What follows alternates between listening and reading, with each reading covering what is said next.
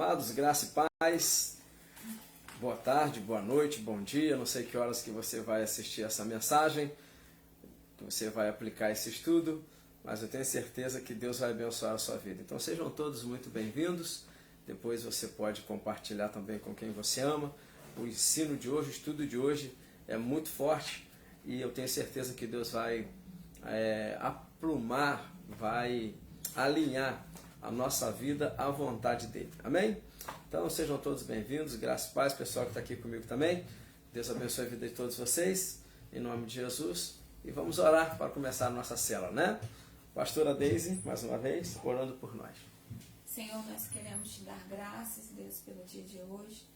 Dizer, Deus, que eis-nos aqui, Deus, mais uma vez, para realmente aprender, Deus, e poder praticar, Deus, o que diz a tua palavra, Senhor, no nome de Jesus. Que a nossa mente, Deus, e o nosso coração, tanto de nós que estamos aqui, quanto daqueles que vão ouvir, Deus, que possam entender e que possam realmente aprender, Deus, aquilo que o Senhor tem para as nossas vidas. Que possamos ser discípulos de Jesus e entender, Deus, o que o Senhor tem para as nossas vidas e o que o diabo ele pode fazer para destruir. Então, Senhor, traz a nós uma mente de Cristo, uma mente, Deus, que entenda o nosso chamado, que entenda a nossa voz. No nome de Jesus, Senhor. Amém. Amém, graças a Deus. Queridos, a gente tem falado nesses dias sobre o ataque do inimigo ao corpo de Cristo, a batalha espiritual no campo da igreja local. E nós falamos semana passada alguns valores, né, que ele tenta atingir para fazer com que a gente desista. Nós falamos que a investida dele contra a igreja se dá porque nós somos os proclamadores da mensagem de Cristo. Né? Recebemos a grande comissão lá em Mateus capítulo 28, versículo 19 e 20, e ali o inimigo não quer que o evangelho seja divulgado em nós e através de nós. A segunda situação é que nós somos o testemunho verdadeiro do amor de Cristo. Quando nós estamos no perfeito amor, né, o inimigo ele não consegue alcançar o coração dos homens, porque o coração já vai estar pleno em amor. Então, a segunda questão é porque o amor é o testemunho que nós temos, quer dizer, o testemunho que nós temos do amor de Cristo, do perfeito e verdadeiro amor de Cristo. Lili, seja bem-vinda, Deus te abençoe em nome de Jesus. Terceira situação é que a igreja tem a palavra transformadora. É a palavra que transforma o coração do homem. Então nós aprendemos isso semana passada, esses três valores. E a partir daí, com esses ataques e tentando paralisar essas situações, o inimigo ele começa a criar as suas estratégias para alcançar outros valores. Porque você pensa que o abismo termina aí? Não. Né? Lá em Salmo 42, versículo 7, né? Diz que um abismo chama outro abismo ao som das suas catadupas. Então, sempre que o inimigo alcançar alguma coisa na nossa vida, ele vai querer aprofundar isso ainda mais. Então, se eu estou ruim hoje, amanhã eu posso estar pior. A ideia dele sempre vai ser essa. Muitas vezes a gente pensa, não, cheguei no fundo do poço, agora não tem mais para onde ir, agora é só para cima. Já ouvi muitas pessoas falando isso. Já estou no fundo do poço, agora não posso olhar para lugar nenhum, só posso olhar para cima. Não se engane. O inimigo tem, como é que chama aquela ferramenta de cavucar o chão? Picareta, tem um outro, enxadão, né?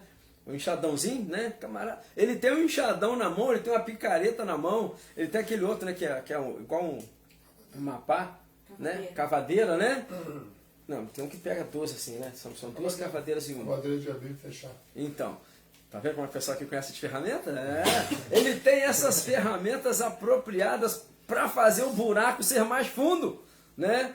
Ir mais profundo. Quanto mais longe você estiver da superfície, para ele melhor. E quanto mais longe você for alcançando esse buraco, para ele melhor ainda. Então não pense você que ele vai parar quando você achar que chegou no fundo do poço. O fundo do poço para você, para nós, não será o mesmo fundo do poço para ele. Tenha isso em mente. Então o que ele faz?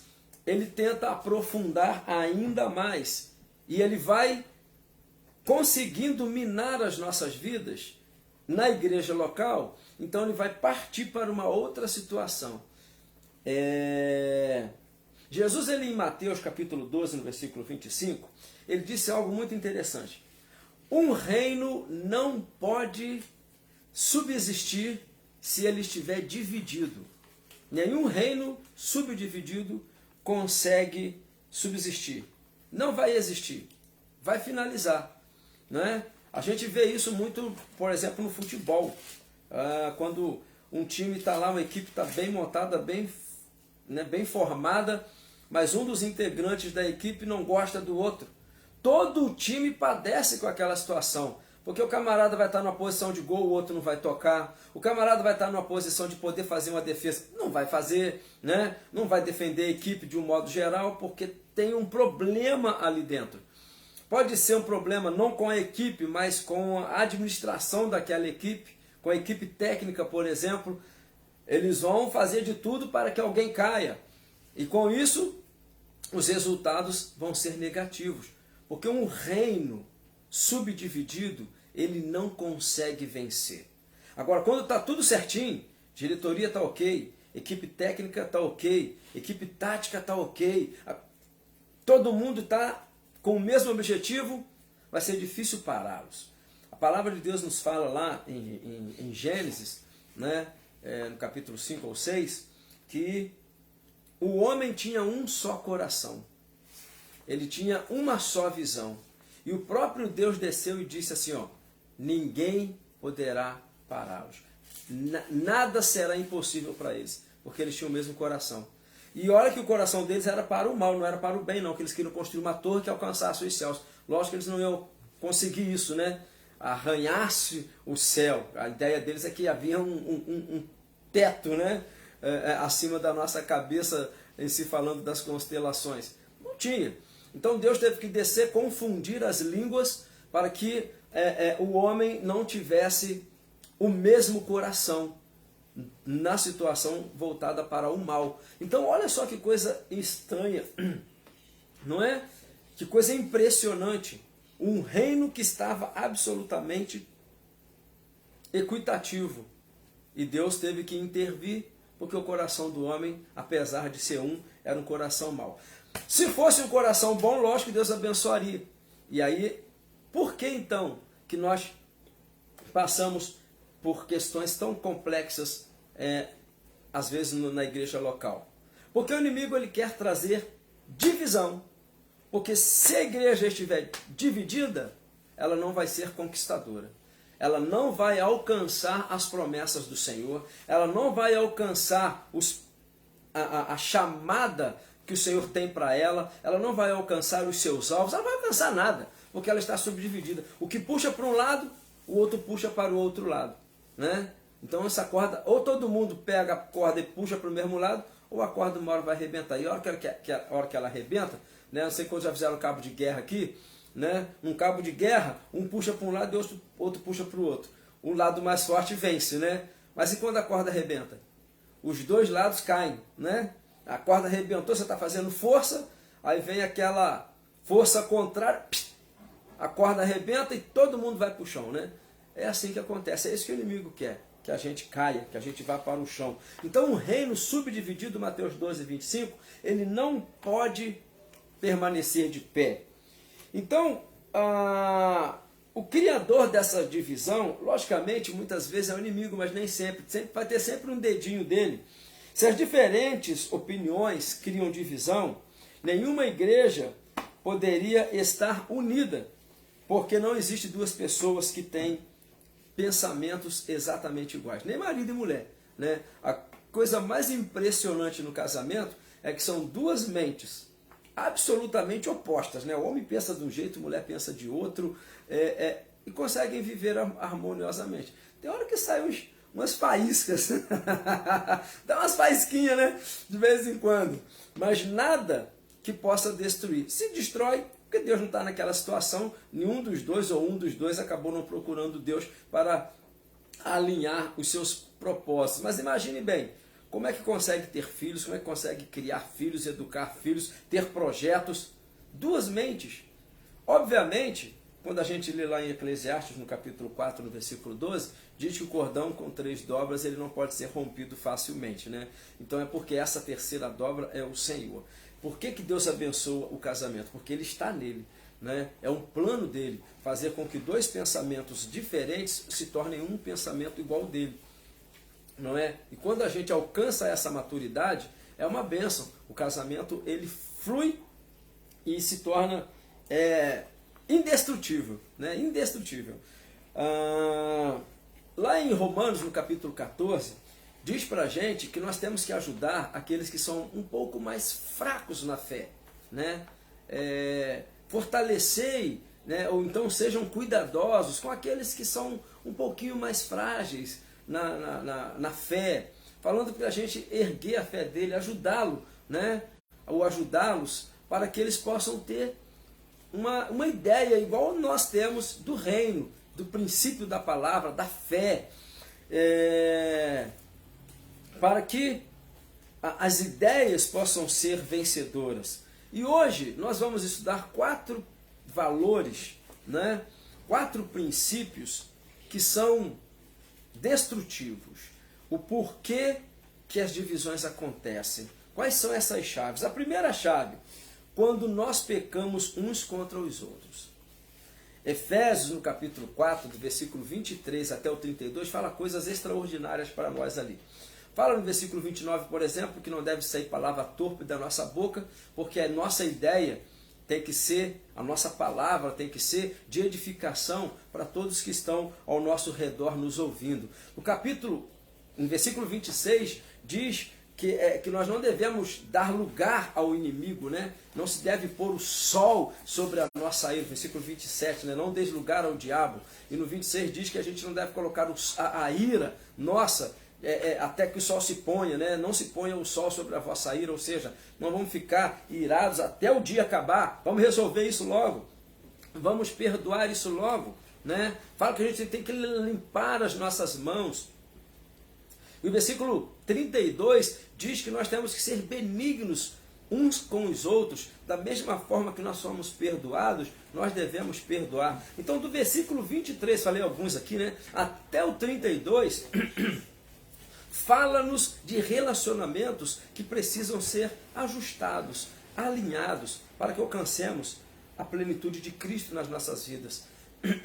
Nesse Efésios 4 ainda fala isso, né? Antes desse versículo 23 aí, falando dos dons ministeriais, para que esses dons possam estar fluindo na igreja local, de modo que nós alcancemos a plenitude de Cristo nas nossas vidas. Então, querida, quando nós pecamos, nós precisamos conhecer o valor do perdão, porque é através do perdão que nós iremos alcançar um outro valor lá na frente, que eu vou falar daqui a pouquinho, que é o amor. Eita glória, hein? Eita benção. Quando nós perdoamos, nós estamos sendo o que Cristo foi conosco. Ele nos perdoou. E nós... Eita nós, hein?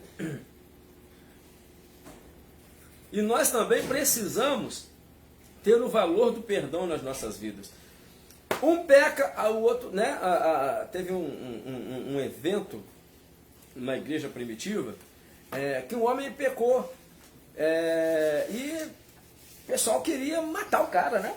Para matar, um pensava de um jeito, outro pensava de outro. O pecado de um trouxe dor para todos.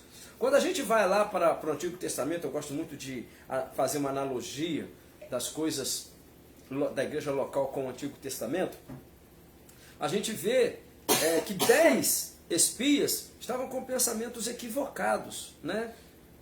Para mim aquilo ali até era uma forma de pecar, né? Porque estavam indo contra a vontade de Deus. E 2 que estavam com o pensamento correto, eles não alcançaram a promessa. Não naquela época. Foi todo mundo para o deserto, padeceu todo mundo junto, porque o negócio ficou meio esquisito, não é? Quando a gente vai, ainda nessa analogia, ao livro de Josué, a gente vê que ele foi guerrear contra o povo de Ai, e naquela batalha eles perderam. Não consultaram ao Senhor, menosprezaram o adversário, né, o que acontece muito por aí, né, olha para o adversário, não dá valor para o adversário, e normalmente, quando o adversário é menosprezado, ele vence. Né? Ele vence, porque ele foi menosprezado, né? Não se deu o devido crédito à força dele. E Josué fez isso, foi para uma batalha contra o povo de Ai, e naquela batalha eles perderam, voltaram envergonhados, foi uma vergonha, foi uma derrota terrível. Por quê? Porque havia pecado naquele lugar. Acã tirou algo que não era para ter tirado, desobedeceu a voz do Senhor, e quando foram para a batalha, não consultaram ao Senhor, fracasso veio. Então olha só, quando alguém peca, o reino começa a ser subdividido. Então era necessário se ajustar àquela situação. E então eles procuram ao Senhor. Aí sim Josué procura o Senhor, né? Mas depois de ter pisado na casca de banana. E quando essa situação acontece, de nós pecarmos uns contra os outros, o que acontece na igreja? Eu pequei contra a pastora contra mim, aí começam os falatórios, começam as divisões, um falar de uma coisa, outro falar de outra, eu ser a favor, quer dizer, a Leidiane ser a favor dela, o Tiago ser a meu favor, o Renato fica em cima do muro, né? O Cristiano também fala assim, eu acho que eu vou para outro lugar, porque o negócio aqui também é esquisito.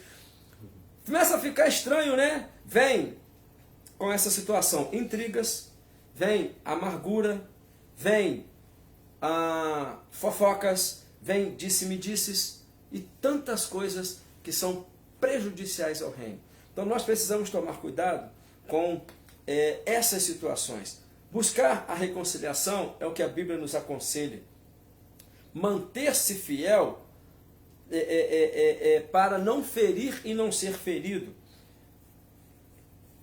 Nós precisamos resgatar os valores, edificar um a vida do outro. Então o que tem que ser a nossa conversa, Efésios 5 diz, lá no versículo 19, falando entre vós com salmos e cânticos espirituais, salmodiando ao Senhor em todo o tempo. Então a nossa conversa tem que sempre ser algo que agrade a Deus, que seja louvor ao Senhor.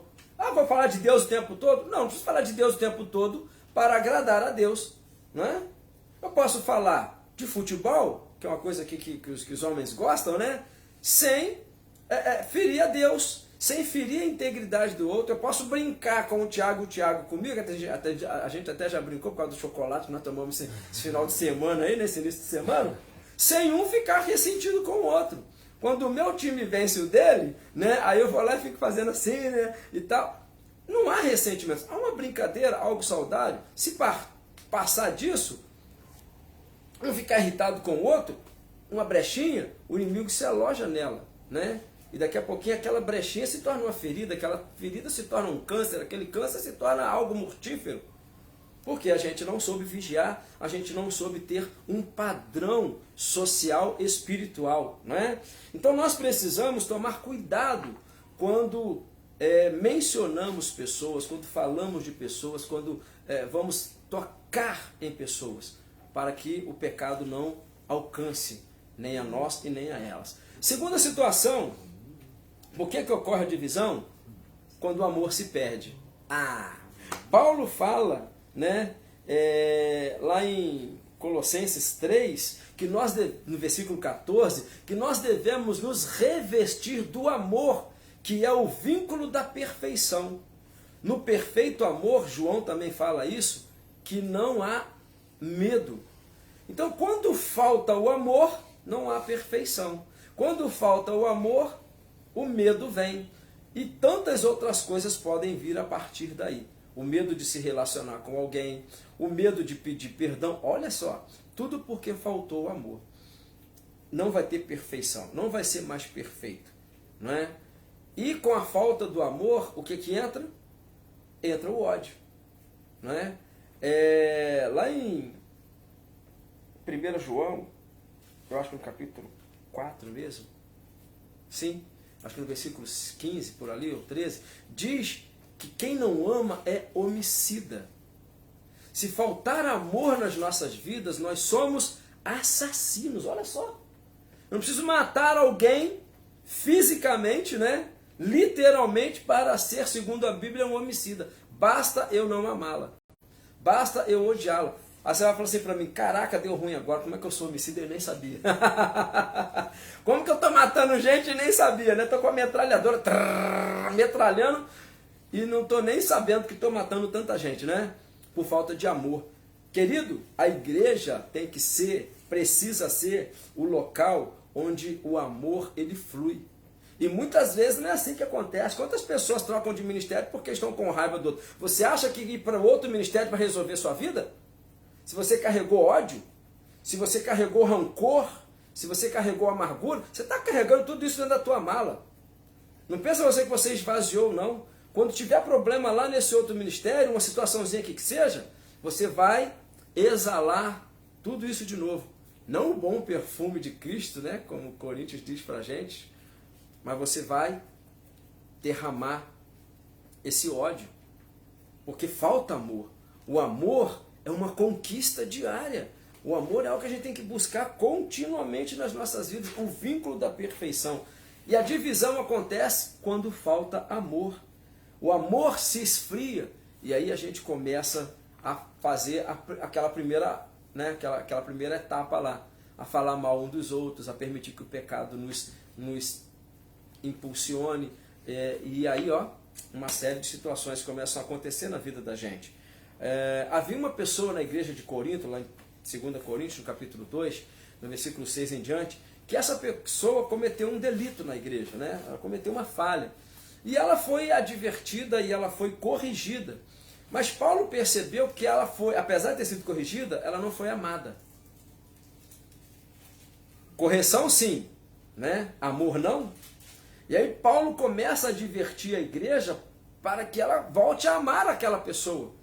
Porque não adianta corrigir o cristiano e não abraçá-lo e amá-lo, né? Ele vai se sentir corrigido, mas não vai se sentir amado. O que vai adiantar a correção? Não adiantou nada. Porque Cristo nos corrigiu, mas também nos amou, né? Romanos 8, 5:8, né, na verdade, diz para nós que nós ainda éramos pecadores quando Ele nos amou. Então o amor tem que vir primeiro. Quando a gente vai corrigir o filho da gente, e a gente não abraça e beija, não é? Ele só vai se sentir corrigido. Ele vai trabalhar na vida dele que ele não foi amado, que ele foi corrigido.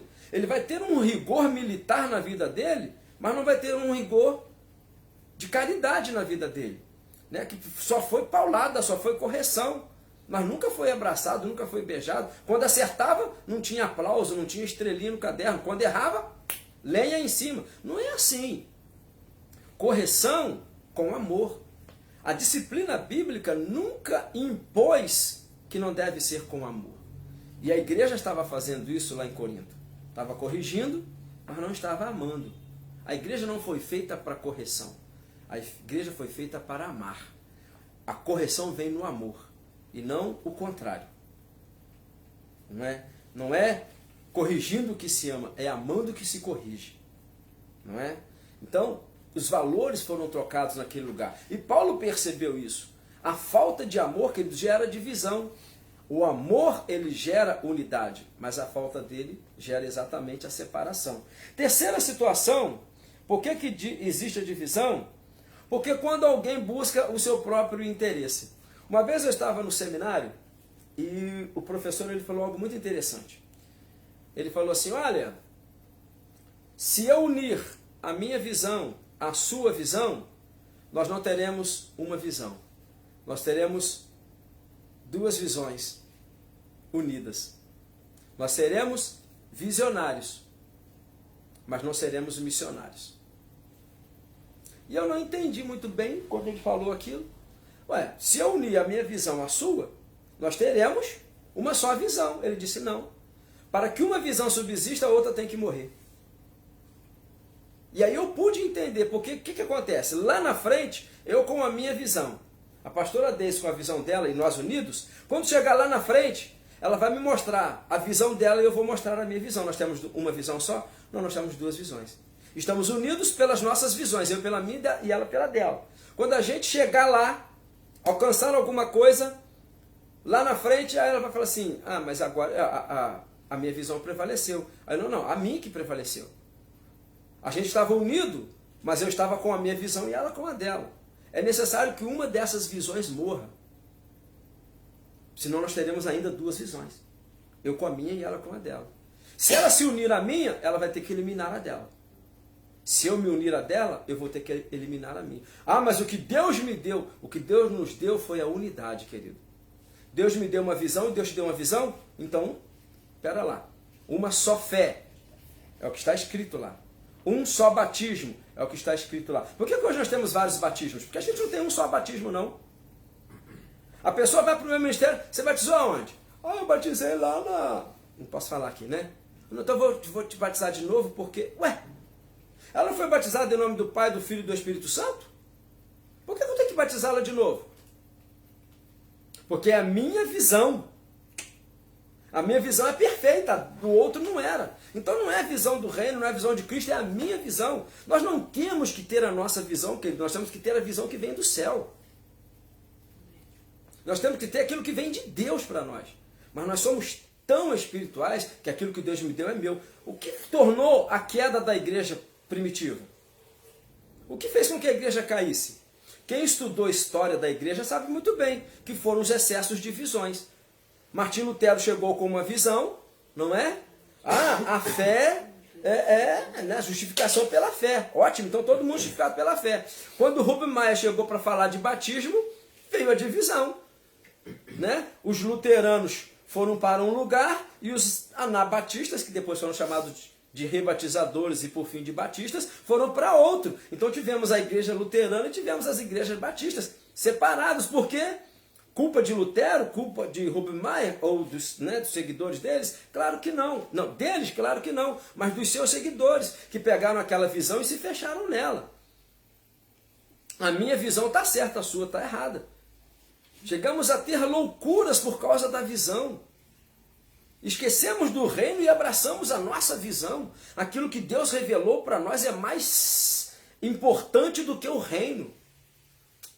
O reino subdividiu. E com o reino subdividido, o que aconteceu? Se tornaram visões pessoais. Deixou de ser do reino. Porque a justificação pela fé é o princípio. Mas ser batizado também é o princípio. Ambas as coisas fazem parte do reino. Mas aquele que tem a sua visão pessoal vai falar que a do outro não faz parte não da sua visão. Logo, não faz parte do reino. Conseguem me entender? Então, nós não podemos ter ideias pessoais. Nós temos que ter, pela igreja, olha só, a igreja, Efésios capítulo 3, versículo 10, pela igreja, a multiforme sabedoria de Deus seria conhecida dos principados e potestades nas regiões celestes. Onde que é a divulgação da igreja? Nas regiões celestiais. Por que nas regiões celestiais? Porque de lá que vem a nossa bênção. Deus nos abençoou. Aí eu tenho lá... Esse agora fugiu. Efésios 3, 1. Eu acho que é isso. 1:3, Efésios 1:3, que diz: bendito seja o Deus e Pai de nosso Senhor e Salvador Jesus Cristo, que nos abençoou com toda a sorte de bênçãos espirituais nas regiões celestiais. Onde estão as nossas bênçãos? Nas regiões celestiais. Onde a igreja vai manifestar a multiforme sabedoria de Deus? Nas regiões celestiais. Por quê? Porque lá será liberada a bênção para nós aqui. Então, quando o erro está aqui, vai ser tudo bloqueado lá. Foi bloqueado. Porque nós pensamos o contrário. A multiforme sabedoria da igreja. A igreja não tem multiforme sabedoria. A igreja tem uma sabedoria só. De Tiago 3,17. Aquela que vem do alto. É essa sabedoria que vem do alto que tem que impulsionar a nossa vida. Não é a minha visão pessoal. Deus me deu uma visão, aleluia. E agora nós vamos conquistar Barra do Piraí porque Deus me deu uma visão. Ô meu irmão, toma vergonha na sua cara. Você não vai ser o salvador da pátria. O salvador da pátria já veio, ele é Jesus Cristo. O que ele vai nos dar é uma porção da sua graça. Ele tem os 5 dons ministeriais. E ele vai dar uma porção desses dons para cada um de nós. Não vai ser o apóstolo da atualidade que vai conquistar os reinos. Pelo amor de Deus, o reino já foi conquistado por ele. O reino dele já foi implantado, está sendo implantado. Nós somos embaixadores desse reino. 2 Coríntios 5, 20. Nós somos embaixadores desse reino. Então não tem que ter uma visão partidarista. Deus me deu uma visão e agora... Que isso? Nós precisamos nos unir. Por que temos tantas e tantas denominações? Por causa da sabedoria de Deus. Não, é por causa da falha do homem mesmo. Porque eu não sei conviver com aquele irmão, então eu tenho que abrir o meu ministério aqui. Tem um pastor amigo meu, né? Quando ele foi falar, uma palestra, né, sobre divisão, e ele deu um nome muito interessante para Absalão, né? E Absalão foi exatamente isso. Abre salão. Esse pastor que eu amo de paixão, né? Um pastor muito amigo meu. Eu falei, pastor, é verdade, né? A síndrome do Absalão se tornou a síndrome do abre-salão. Não concordo com o pastor, então vou abrir o meu próprio salão. Não concordo agora com o pastor que abriu esse salão, vou abrir um outro salão. E assim a coisa vai andando mundo afora, não é? E a multiforme sabedoria de Deus vai ficando esquecida. Porque agora o que tem que ser revelado é a visão ministerial que Deus me deu. Não é? E aí as divisões vão indo mundo afora. Mas vamos parar por aí, né? E vamos dar a 4ª divisão. Por que ela acontece quando a igreja não vê o que Deus vê? Quando a igreja não vê da forma como Deus vê. Deus vê o crescimento. A gente vê aquele que está plantando. Paulo plantou. Apolo regou. Quem deu o crescimento? Deus. O que nós estamos vendo? Nós estamos vendo aquele que plantou. Foi Paulo, eu sou de Paulo. O outro, não, eu sou de Apolo. O outro, eu sou do pastor Mazinho, aleluia. Nós somos de Cristo Jesus, queridos. Nós somos de Cristo Jesus. E você pensa que na igreja não tem isso? Tem sim. Igrejas que tem muita gente, né? Lógico que tem que ter muitos pastores. Aqui é que você escuta? Eu sou do pastor falando de tal. E o outro, eu sou do pastor falando de tal. Nós não somos de Cristo. Eu estava, para terminar aqui, eu estava num seminário uma vez, né? Um seminário muito legal, numa cidade abençoada, um pessoal muito sério, não vou revelar aqui, né? Por honra e respeito a esse pessoal. E tinha uma pessoa nessa cidade, nesse local que nós estávamos, e ela começou a ler um livro e tal, e começou a ser partidarista, né? Porque ela era calvinista. Não, ela não era calvinista, ela era... exatamente, ela era calvinista. Claro que a cabeça tá... É tanta teologia A e B e C que a gente fica meio doido tem hora, né? Dos armínios, dos calvinistas, tantas divisões, enfim. Não sou contra, não, sou a favor desses homens, foram homens de Deus. E essa pessoa então chegou para mim e falou assim, eu sou calvinista. Tinha um pastor amigo meu que estava comigo, né? E amigo somente, não, também minha ovelha, pastor do nosso ministério. Ele me olhou e falou assim, que ele já sabia que não ia dar bom aquilo, né? Eu falei assim, que bom, que bom. Que bom que você tem as raízes de Calvino, né? Que bom que o outro também tem a raiz de Armínio. Que bom. Já me olhou um pouco assustada, né? Porque eu fui falar de Armínio. E aí falou, que bom que o outro tem aquela visão de Lutero, né? Que bom que o outro teve aquela raiz de Simpson, né? Que bom que um outro teve a raiz de John Wesley. Que homens valorosos, nossos pais, né, da fé, homens que escreveram a história, né, minha irmã? Que bênção, né? E todos eram cristocêntricos. Seria melhor eu ser cristocêntrico e aprender com eles. Ela me olhou de cara feia e foi embora. Porque acima desses homens está Cristo. Existe uma canção muito legal que está se cantando hoje em vários em várias versões, em vários idiomas, né, que fala que os reinos vêm em vão, o seu trono acima está. O trono que permanece para sempre é o trono do Senhor. É esse trono que a gente tem que enxergar. Nós temos que ver como Deus vê. Nós temos que ver o que Deus enxerga. O que Deus enxerga é um mundo precisando do seu amor. O que Deus vê é um mundo precisando da sua misericórdia. O que Cristo veio salvar e resgatar aquilo que estava perdido, o relacionamento do homem com Deus, Lucas capítulo 19, versículo 10, e nós estamos preocupados com visões locais, e nós estamos preocupados de falar em línguas ou não falar em línguas, e nós estamos preocupados de tomar vinho ou de não tomar vinho, e nós estamos preocupados de usar véu no culto ou de não usar véu no culto, e nós estamos preocupados com os nossos dogmas religiosos, enquanto Deus está preocupado em salvar o mundo. Nós devíamos estar preocupados em anunciar o reino. Para isso que nós somos chamados, enxergar como Deus enxerga, porque quando nós enxergamos, como o homem enxerga, nós iremos causar divisões, não seremos aqueles que vão causar uniões, e nós precisamos ser causadores de unidade e não de diversidade. Amém, querido? Então, fique esse estudo de hoje para nós, esses 4 valores que precisam ser alinhados nas nossas vidas para não praticarmos essas divisões. Amém? Vamos orar? Hoje o Renato está aqui, ele vai orar por nós, né? Entregando essa célula e essa palavra dura ao meu entendimento, mas para que a gente possa se corrigir e alcançar os corações que precisam ser alcançados. Para fechar, João 17, 21, né? Ou a partir do 20, que eles sejam um, como eu e tu o somos, e o mundo vai crer que tu me enviaste. O mundo vai crer que Jesus Cristo veio quando existir unidade entre nós.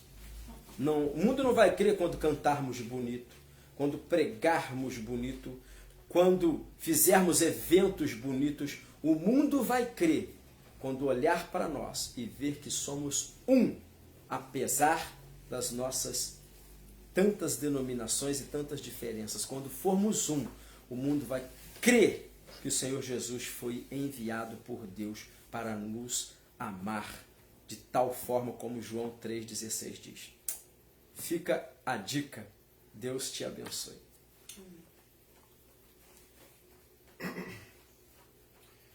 Eu sou meu Pai, Senhor, no nome de Jesus, queremos te agradecer, Senhor, por essa tarde, por esse estudo, Senhor, por essa palavra, Senhor, trouxe aos nossos corações, que possamos, Senhor, ter a visão de somente te buscar, te honrar, te glorificar e saber que Senhor é o único e digno de toda a honra e toda a glória. Continua nos abençoando, Pai, trabalhe em nossas vidas, em todas as áreas, espiritual, profissional, pessoal, emocional, que tudo possamos estar, Pai, entregando em Tuas mãos. Que o Senhor venha dar direção, que o Senhor venha estar presente, Pai, sobre todos os nossos passos, para estar nos honrando e nos glorificando. Mais uma vez te agradeço por esse dia, te agradeço, Pai, pelos Teus milagres, pelas Tuas obras, Senhor, e te agradeço pelo amor incondicional que o Senhor tem por cada um. Te agradecemos por tudo, em nome de Jesus. Amém. Amém. Graça e paz. Beijo no teu coração. Até semana que vem, em nome de Jesus. Amém.